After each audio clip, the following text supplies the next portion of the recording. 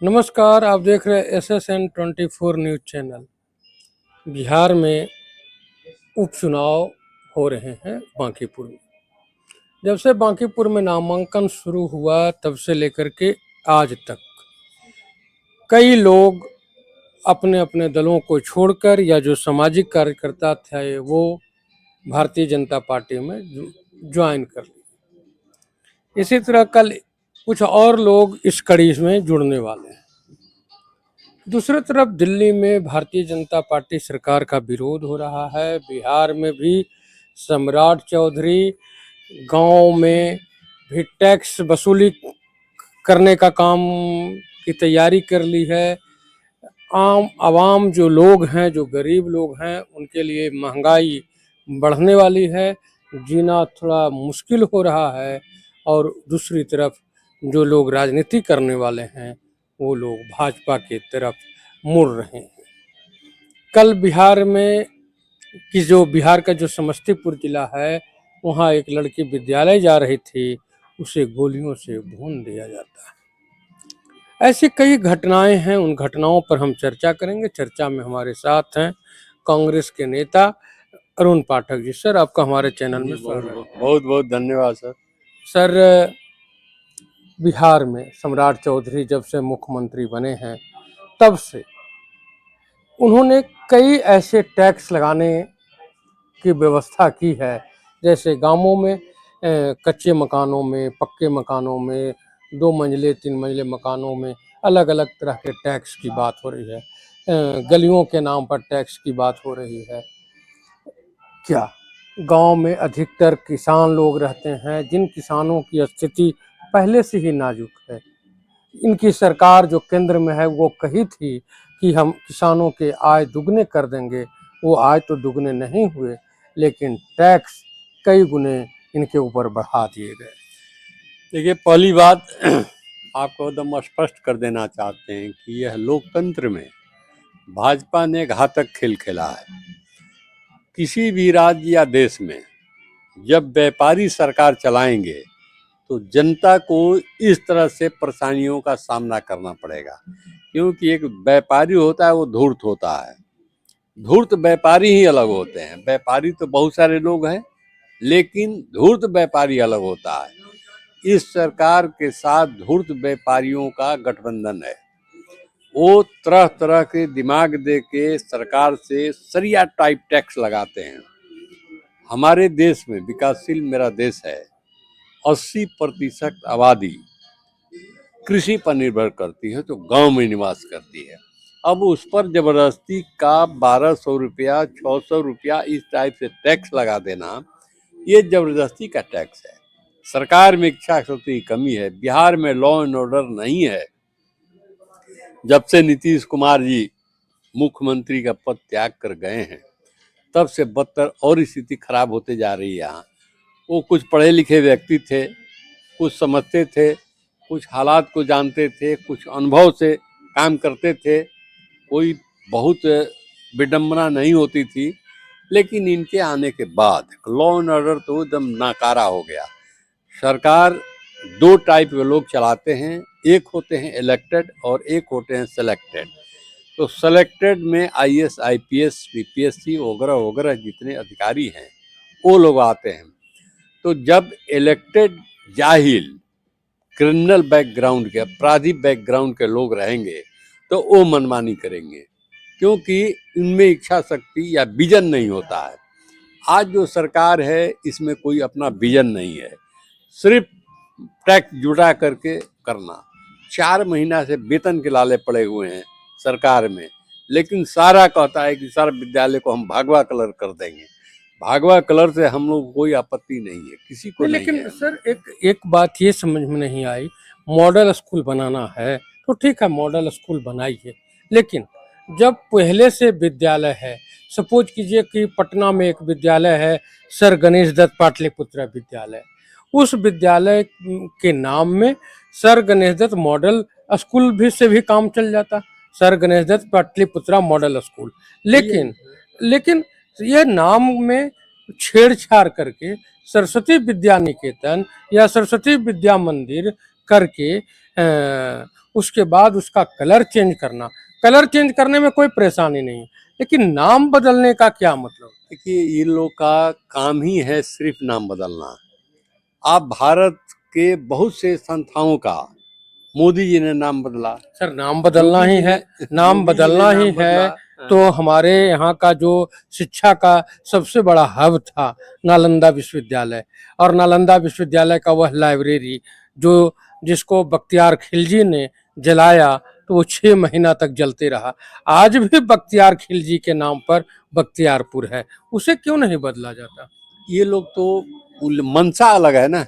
मनसा है कि किसी को उत्साहित कर, उग्रवादी उग्र करके और अपना काम निकालना। जैसे मुगल सराय स्टेशन जमाने से चला रहा था, इन्होंने दीनदयाल उपाध्याय कर दिया, जबकि दीनदयाल की हत्या भी उन्हीं के द्वारा किया गया था। वो हत्या ही था उनका। किसने किया था हत्या?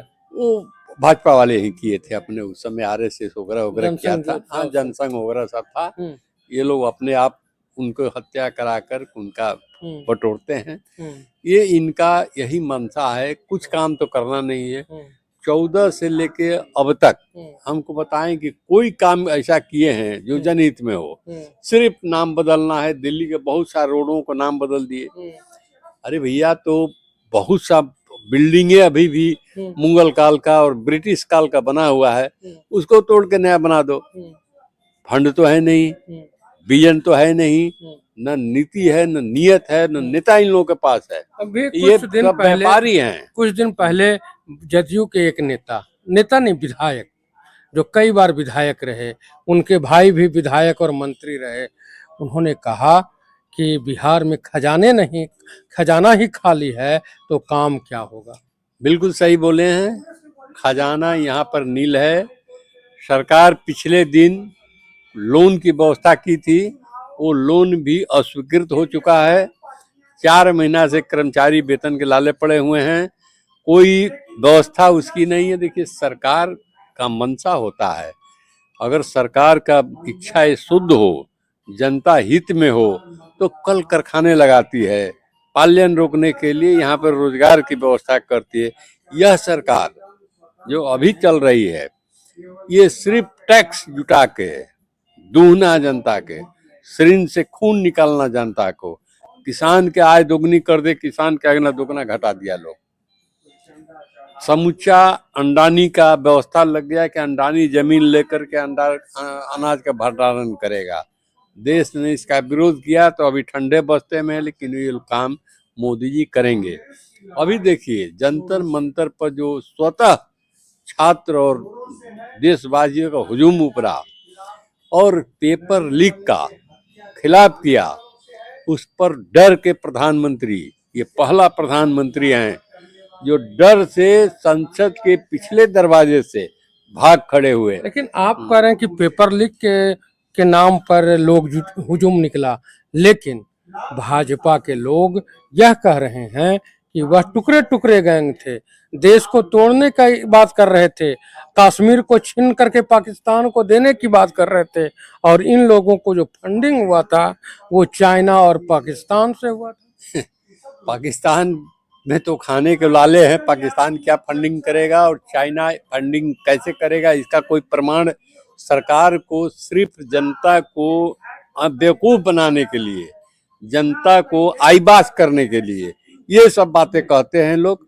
भाजपा वाले, भाजपा के एक आध गो जो हैं धूर्त चतुर खिलाड़ी जो प्रवक्ताओं के लिस्ट में है, ये लोग ये सब बात करते हैं। आज अगर बांगचुंग चाइना का होता तो आज इसको उठा करके क्यों नहीं, आप जेल में बहुत दिन रखे हुए थे, न्यायालय ने आपको आदेश दिया, छोड़ना मजबूरी हो गई आपकी, तो कहाँ से चाइनीज है? कौन सा चाइनीज? हमारा देश, हमारा भूगोल, हमारे देश में हर मौसम और हर जलवायु अलग अलग हो जाता है। 10 कोस पर हमारे यहाँ भाषा चेंज हो जाती है, रंग रूप चेंज होता है, बोल चाल खान पान सब चेंज हो जाता है। ये हमारा देश एक बिरले देश है, दुनिया में ऐसा देश नहीं मिलेगा आपको इतना बड़ा लोकतांत्रिक, और हर मौसम हमारे देश के अंदर पाया जाएगा। सर अभी आज से संसद सत्र शुरू हुआ, संसद में पत्रकारों से बात करते हुए भारतीय जनता पार्टी के एक सांसद जो रिमोट से लहंगा उठाते रहे हैं, उन्होंने कहा कि नीट अखबार कभी लीक नहीं हो सकता। इसके लिए प्रधानमंत्री जो हैं वो ठोस व्यवस्था करने में लगे हैं। अरे उस सांसद को नाचने और गाने से फुर्सत मिले तो महामूर्ख आदमी हो, तो जोकड़ ही करता था सिनेमा में जोकड़ का काम करता था वो, हम लोगों को हंसाने का। ये कौन बेवकूफ किस जगह से इसको संसद में ला दिया? आपके ही बिरादरी के हैं। कोई बिरादरी से मतलब नहीं, यहाँ देश है, बिरादरी बाद में होती है, पहले देश है, पहले संसद की गरिमा है। वो ऐसा बेवकूफ है, ऐसा महामूर्ख निरक्षर वह व्यक्ति को कहा जाएगा जिसको अकल तक नहीं है कि नीट क्या होता है और नीट पेपर क्या होता है, अखबार क्या होता है। वो नाचने गाने वाले लोग हैं, नहीं तो नाचने की आदत है इसको। अब लहंगा से उठा ले, कौन गाना गाता है, कैसा कैसा पुअर गाना गाता है, जो कि हम अपने घर में अब बच्चियों के साथ नहीं सुन सकते हैं उसका गाना। वो इतना बड़ा बेवकूफ है देश का, ये देश के फालतू लोग हैं। और मोदी जी को ऐसे लोग पसंद हैं जो निरक्षर, बेवकूफ और उल्लू हैं, उनको मोदी जी को पसंद है। संसद से छोड़कर भागने वाला ये पहला प्रधानमंत्री है जो कल पिछले दरवाजे से प्रशासन इनको लेके भाग गया। इतना बड़ा शर्मनाक घटना कोई नहीं हो सकता है। इस्तीफा देना होगा, बिना इस्तीफा के काम नहीं चलेगा। पहले हम लोग कहते थे कि धर्मेंद्र प्रधान को क्यों आप लोग इस्तीफा मांग रहे हैं? उसका सहयोग से नीट का पेपर लीक हुआ, कितने विद्यार्थी काल के गाल में चल गए, सुसाइड कर लिया, आत्महत्याएं तक किया बच्चे बच्चियां। और ये बेवकूफ मंत्री, भाजपा तो ये कह रही है कि विरोधी जो पार्टियां हैं उन पार्टियों को चुनाव जीतने की औकात नहीं है, इसलिए अराजकता फैला करके हमारे देश के विकास करने वाले महामानव अवतरित पुरुष माननीय नरेंद्र दामोदर मोदी जी, जिनके पिताजी आजादी के पहले देहांत हो गया आंदोलन करते हुए और इनका जन्म 1950 में हुआ, ऐसे महामानव को विपक्षी लोग हटाना चाहते हैं। अरे इसे बेवकूफ लोग बोलने वाले हैं, अज्ञानी लोग हैं, माथा नहीं है, दिमाग नहीं है। मोदी जी खुद चौथा फेल हैं।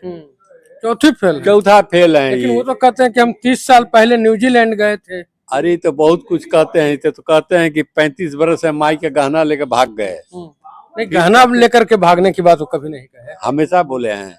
उसका प्रूफ है हम लोगों के पास कि मेरा माई के गहना लेके भागे, मेहरारू को छोड़ के भागे, ये देश छोड़ के ही भागेंगे, लेकिन भागने हम लोग नहीं देंगे। सबका हिसाब इसी देश में और इसी मौसम में होगा। सर एक बात समझ में नहीं आई, जो गरीब लोग हैं, जो दूसरे के घरों में काम करने वाले हैं अपने देश में, जैसे किसी के घर में जाकर के बर्तन मांजना, खाना बनाना, उसके परिवार का लड़का अगर वीजा पासपोर्ट बना करके न्यूजीलैंड, इंग्लैंड, अमेरिका जैसे देशों का भ्रमण किया हो, क्या यह संभव है? झूठ का कोई पूछ होता है? झूठ बोलने का कोई पूछ होता है? 5 भाई और हट्ठा कट्ठा। अभी सब कई पेट्रोल पंप का, मोदी जी का भाइयों की बात कर रहे हैं, कई पेट्रोल पंप का मालिक है। उस समय भी हट्ठा काठा सब था। तो हट्ठा काठा 5 गो बेटा रहते हुए माई बर्तन मारती थी, ये कितनी शर्म की बात है, कितना झूठ बात है। और उसके बाद ही अमेरिका चल गए, तो माई बर्तन मारती थी तो अमेरिका चल गए। अरे झूठ भी बोलिए कि लोग पहचाने, पच जाए, लोगों को पचे। सफेद झूठ बोलना कोई सीखे तो भाजपाइयों से सीखे। ये हरदेवपुरी क्या है? हरदेवपुरी कब का पॉलिटिशियन है, कब का जन नेता है? ये पेट्रोलियम मिनिस्टर कैसे बने? ये स्टीन फिन फाइल में, स्टीन फिन द्वीप पर इनकी बेटी का 50% का शेयर है। जिस दिन वो फाइल इंडिया में आ गया, ये देश छोड़ के भागेंगे, लेकिन भागने नहीं देंगे।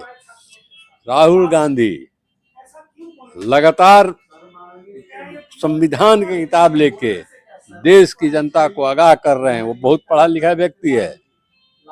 राहुल गांधी जो नाम है, ये बहुत पढ़ा लिखा व्यक्ति, इसे ही लेकिन पढ़ा लोग तो इनको पप्पू कहते हैं।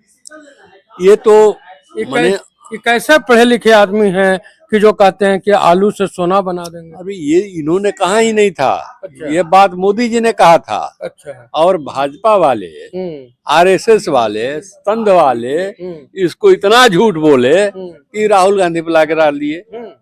ये बात मोदी ने कहा था, क्योंकि बिना टेली प्रोमोटर के जिस दिन मोदी बोले तो गलत ही बोलेंगे, बोलने तो आता ही नहीं है। वो टेली प्रोमोटर में गुजराती में चलते रहता है, वही पढ़ के बोलते हैं। जरा सा 1 सेकंड के लिए बंद हो जाए वो, एक पताल देखने लगेंगे। अकल तो है नहीं। इसका प्रमाण है कि 14 से लेके आज तक बहुत सारे गोदी मीडिया हैं जो कि कैपिटलिस्टों ने खरीद लिया, 1% करके मीडिया को खरीद लिया। उस मीडिया के सामने भी तो बोल के दिखाओ। उस मीडिया के सामने भी नहीं बोलते हैं। डर है कि वहां टेली प्रमोटर देख लेगा मीडिया, अगर कोई उसी में से कोई छटक गया इन्हें उन्हें, तो भी तो उसको तो गोदी मीडिया भी एक प्रकार का व्यंग है। और एक साथ है जहां कमी हुआ कुछ फट से छटक जाएगा। अगर छटक के दिखा दिया तो जनता जान जाएगी कि अनपढ़ है। अरे भाई, जानती है जनता कि तुम अनपढ़ हो। अनपढ़ हो, नहीं जवाब दे सकते हो, नहीं बोल सकते हो, अनपढ़ हो। आज अनपढ़ न होता इस देश की बदनामी नहीं होती। नॉर्वे में, ऑस्ट्रेलिया में जा करके पत्रकार पीछे दौड़ते रह गए पूछने के लिए, यह व्यक्ति भाग खड़ा हुआ और देश में दोबारा नहीं जाते हैं। सर, सिकंदर एक आक्रमणकारी था, भारत आया था। वो हमारे देश के प्रधानमंत्री 2014 में जब तत्कालीन मुख्यमंत्री थे गुजरात और ये प्रधानमंत्री के उम्मीदवार थे, तब उन्होंने कहा था कि सिकंदर जो है वो पाटलिपुत्र के आसपास तक पहुंच गया था। लेकिन इतिहास ये बताती है कि वो पंजाब के झेलम नदी के आगे तक नहीं बढ़ा था। क्या मोदी जी जो कहे वो बात सही है, या फिर झेलम नदी के बारे में जो इतिहास पढ़ाता है वो सही?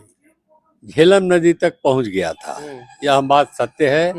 वहां एक किदवंती है या कुछ भी हो सकता है, एक ज्योतिषी ने इसको कहा था कि जिस दिन ये धरती लाल हो जाएगी और आकाश तांबा का होगा, उस दिन तुम्हारा अंत हो जाएगा। तो झेलम नदी के पास ही इसका पेट खराब हुआ, जो हिस्ट्री में है। लोग कहते हैं पौरस उसको हराया था। नहीं, पेट खराब हुआ और उसके सिपाही उसको बालू के रेत में लटा दिए। अब बहुत गर्मी थी तो घोड़ा का जीन जो है ऊपर लगा दिया, तो नीचे देखा कि धरती तो सोना का हो गया है और तांबा का जीन होता था, तो अब तो मेरा मृत्यु हो गया। वहीं पुरुष ने प्राण त्याग दिया। पाटलिपुत्र रहने का कोई प्रश्न ही नहीं था। अलक्षेंद्र उसको कहा गया था, यहाँ वीर अलक्षेंद्र। लेकिन बहादुर था। हिस्ट्री है, कुछ ले गया कुछ दे गया। तो जो भी आक्रमणकारी यहाँ आए तो मुगलों ने बहुत कुछ दिया, अब बहुत कुछ ले भी गए। ब्रिटिश गवर्नमेंट भी यही किया, वो यहाँ से बहुत सी खजाने ले गया, लेकिन बहुत सा कुछ दे गया। जो अभी उसकी बनाए हुए कोरियर पुले देख लीजिए जाके, उसी का बनाया हुआ है। नया पुल अभी बिहार सरकार को बना दे तो 6 महीना में ढह जाता है। वो कई 100 साल से है, वैसे ही है। लेकिन बहुत सा कुछ दिया, बहुत सा ले गया। तो बहुत सा दिल्ली में भी बनाया है, महाभारत काल का ही बना हुआ है। तो भैया, जब तुमको कुछ बनाना नहीं है मोदी सरकार को, तो सिर्फ नाम बदलते हो और भगवाकरण करके, हिंदू मुसलमान करके विभेद पैदा करो। अब जनता जान चुकी है। वो जो जंतर मंतर में हुआ उसमें हिंदू मुसलमान नहीं था, वो स्वतः दुखी जनता रिवोल्ट की है और इसका परिणाम बहुत घातक होगा। सरकार को छोड़ के भागना पड़े, संसद छोड़ के भागे हैं ना, इनको देश छोड़ के भागना पड़ेगा। वो समय आने जा रहा है। मैं हमेशा से कहते आया हूँ, इस देश में मिड टर्म पोल होगा। लोकसभा का चुनाव यहाँ मिड टर्म पोल होगा। कार्यकाल पूरा नहीं करेगा मोदी सरकार, और क्योंकि दागियों के साथ है और अंडानी भी भागेगा, अंबानी भी भागेगा। वो सब व्यवस्था कर लिया है सब। अंडानी समूचा अमेरिका में अपना एम्पायर खड़ा कर लिया है, अंबानी भी उसी रास्ते पर है। ये सब भागेगा, इसको लेते जाएगा, लेकिन वहां ले जाके इसको छोड़ देगा, क्योंकि यह व्यापारी है। व्यापार में जब देखला कि हमको इससे कोई फायदा नहीं है, तो इसको छोड़ेगा और अपने सब करेगा। देश अभी बहुत संकट में है, और खासकर बिहार बहुत ज्यादा आर्थिक संकट में है। यहाँ किसी प्रकार का कोई अर्न की व्यवस्था नहीं है। देखिए, झारखंड बचने के बाद जो खनिज था वो सब झारखंड में चला गया, जिसको रॉयल्टी मिलता था भारत सरकार से खनिज संपदा का, वो चला गया। अब बिहार में क्या बचा? 3 हिस्सा। उत्तर बिहार फ्लडेड है, बाढ़ से हर साल तबाह रहता है, वो उसको फ्लड मान के चलिए, खाली मछली मखाना पान मिलेगा। उसके बाद सासाराम से लेके गया इधर होते हुए ये सब पहाड़ी है, पहाड़ है, तो सिंचाई कहाँ होता है? फिर सासाराम के निचले हिस्सा से लेके जमुई तक झारखंड के बॉर्डर पे यही सब उपजाऊ भूमि है, इसी से अर्न है। न कल है न कारखाने हैं, सरकार की इच्छा शक्ति है नहीं, खाली यहाँ तो भेदभाव करके, भगवा करके, ये करके, वो करके सरकार बनाओ, और जनता का कोई भलाई नहीं है। जनता यहाँ तबाह है। जनता को जाति में बांट दो, धर्म में बांट दो, ये तो कर रहा है लोग। कभी कोई किसी के मनसा स्पष्ट नहीं है।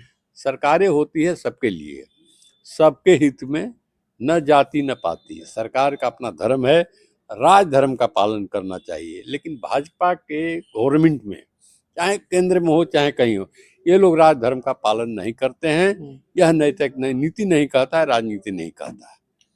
अभी आप कांग्रेस नेता अरुण पाठक जी को सुन रहे थे। इनका कहना है कि भारतीय जनता पार्टी में न नीति है न नियति है, इसे केवल सत्ता में बने रहने के बस सत्ता में बने रहने के लिए यह कुछ भी कर सकती है। और आज बिहार, देश के साथ साथ बिहार भी आर्थिक स्थिति से, आर्थिक विपन्नता से गुजर रही है, और जिसके वजह से आज यहाँ के लोग धीरे धीरे भूखमरी की ओर जा रहे हैं। साथ ही इनका यह भी कहना है कि कल जो घटना घटी है जंतर मंतर से लेकर संसद भवन के बीच में, वह एक दूरगामी परिणाम लोकतंत्र में लाने वाला है, भारतीय राजनीति के इतिहास में लाने वाला है, जिससे भारत में बड़े बदलाव की संभावना बन रही है। सर, आप जो समय दिए उसके लिए धन्यवाद। बहुत बहुत धन्यवाद।